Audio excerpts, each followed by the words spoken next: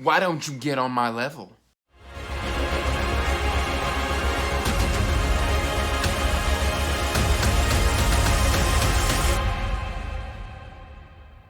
Hey everyone, welcome back to Andrew's Wizardly Reads.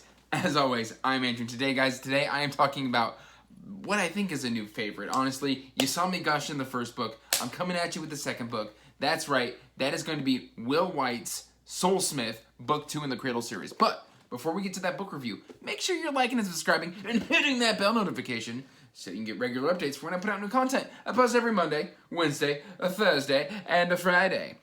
And that said, guys, this is... So far, this is a fantastic series. I said it was like anime, and this is the series, or the book in the series, that proves the point. Essentially, guys, let me just start out with the blurb on the back. It says, Linden is a long way from home. Outside Sacred Valley, ancient ruins rise from the earth, drawing sacred artists from miles around to fight for the treasures within. Linden has reached Copper, taking the first step on the road to power. But the warriors of the outside world are still very far behind him. To advance, he turns to the arcane skills of the Soulsmiths, who craft weapons from the stuff of souls. But with new powers come new enemies. And honestly, if you think that the blurb on the back covers the majority of this book, it really doesn't. But it does start us off on a good starting point. Now, of course, I am about to spoil pretty much the entirety of Unsold. So that's kind of the way this works. Like an anime episode, it builds on what came directly before it. So in Unsold, I'll give you kind of a couple seconds while I kind of set the setting for Unsold. You know, Linden's in the Sacred Valley, and he's this nobody. He has no affinity. He is unsold. So basically, he's just an outcast in his clan, and he's just kind of put off to the side and taken care of, but he's of no value. He's lowest of the low. He's worth less than a child in terms of just prowess and standing within the clan. And then he gets a vision from Suriel, which I think is like some sort of interdimensional angel. More on that maybe later in the series.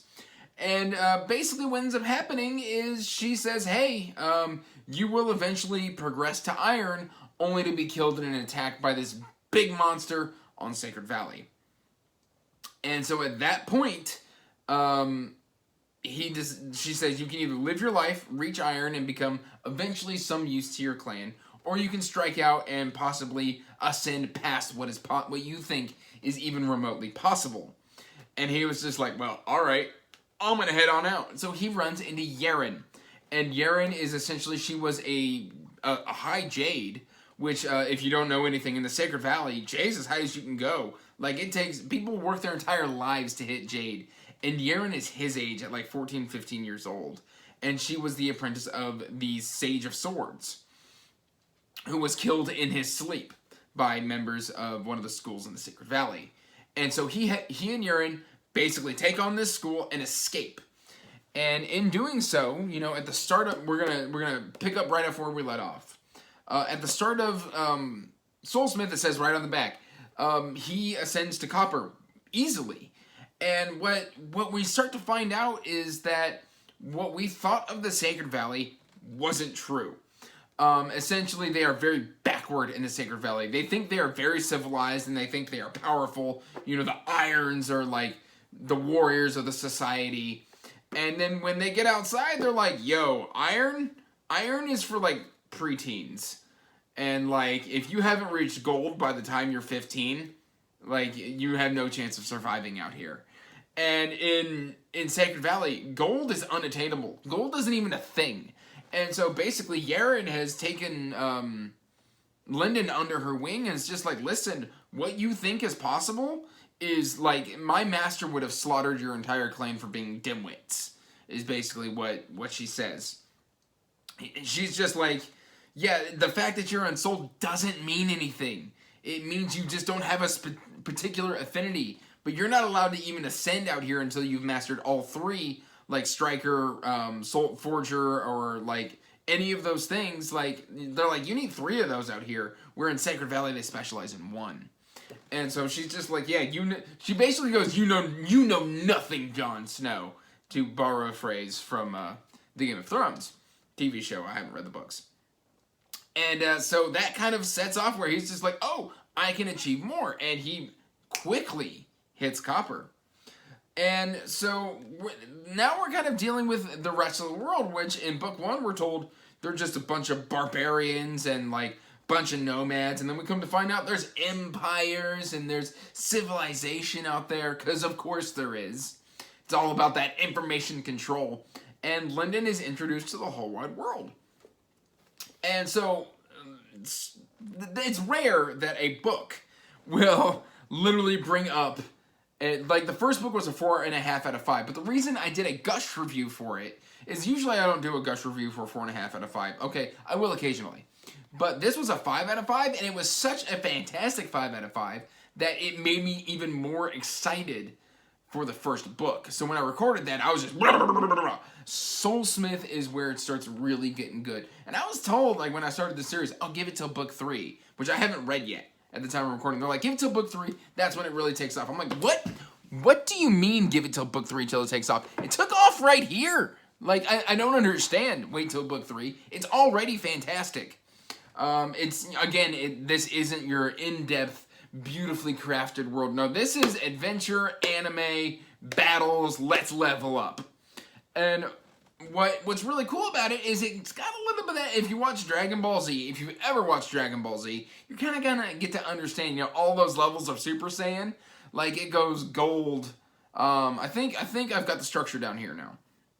The way it works in the outside world is basically, at this point, Lyndon is a copper at the start of this book. And it goes copper, iron, jade, and then it goes low gold, high gold, true gold, and then I think it goes from true gold to underlord to overlord to sage. And like literally, there is so much more than what you could possibly have imagined just from Unsold. And so like Lyndon's just like, I can do this, and basically Yaren's like, maybe we'll see what happens. Like, Yaren's only a low gold at this point. Like, she leveled up at the end of the first book. And now I want to talk about a new character that is introduced, and the antagonist from this book. The antagonist from this book is named Jai Long, but he's not really. It's weird because Jai Long, basically, his youth was very, very troubled. He accidentally ascended to high gold outside of his family's practices and was exiled because he doesn't follow their like general like eugenics type structure for reaching a specific type of high gold. Like, it falls outside the normal parameters of the family, and so he was sent away. And so he's kind of bitter about that, and he wants revenge on his family. But he's not very antagonistic, really, until the end of this book, for reasons that you'll have to read and find out. And basically, what's really cool here is that Jai Long is, I think Jai Long is going to be an antagonist for at least a couple books here.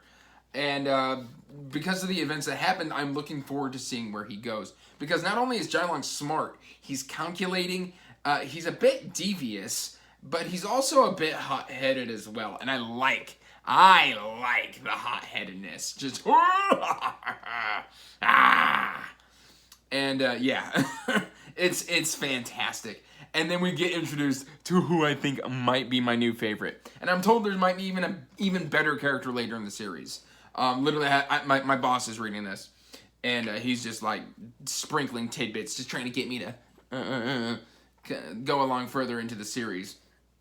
And the one I'm talking about is named Ethan. Ethan? I think it's Ethan. I don't know. But Ethan is just this kind of wish-washy, kind of crazy guy who he just pops in and he's just like, hey, what are you doing? Oh, you want to hang out? Oh, cool. And then, like, proceeds to just be fantastic. He's silly, he's funny, but he's also, like, a bit like, you're looking at Ethan going, there's more to you than meets the eye. What's your deal, dude? And then, like, as the story goes, you're just like, oh, Ethan, you're so cool. You're so awesome. Just, you just throw those hands. And I love Ethan. I love Lyndon. I love Yaren. Everybody grows in this book. Yaren's learning to deal with being low gold and try and bridge that gap to high gold. Lyndon it has ascended to copper and is now working on reaching iron, which, I mean, he when he received his vision from Suriel, she was like, if you stay in the Sacred Valley, you'll reach iron by the time you're like 45. And here he is at like 15, working on reaching iron. Which even at home in Sacred Valley, like his sister was at like 15, was young to have reached iron in the Sacred Valley. So he's already progressed so far beyond what his clan thought was possible, even within their valley. Like, if he were to go back home now, they would bow down and scrape before him because he's just kind of cool. Well, they wouldn't bow down and scrape, but they'd be like, oh, you're kind of awesome. And he'd be like, well, yes, I am. That said, guys, this is a fantastic sequel to an already great book. I highly, highly, highly recommend you start reading Cradle. I mean, what are you waiting for? Look how thick they are. Look at that. See that? That's an afternoon. That's an afternoon of joy. Go ahead, do yourself a favor, and read Soulsmith. Actually, read Unsold, then read Soulsmith. Don't read it out of order, because that doesn't make sense. But, I mean, guys, if you're reading Cradle, let me know in the comments down below. I would love to hear your thoughts on this series. Are you as hyped as I am? Are you as enthusiastic about this series as I am? Why did I wait so long to read it? I don't know. Let me know in the comments down below. Or if you want to talk more often, just check that link down below for the link to the Wizardly Duo Discord. And we'd love to have you. So, till next time, guys. Peace out. Stay magical.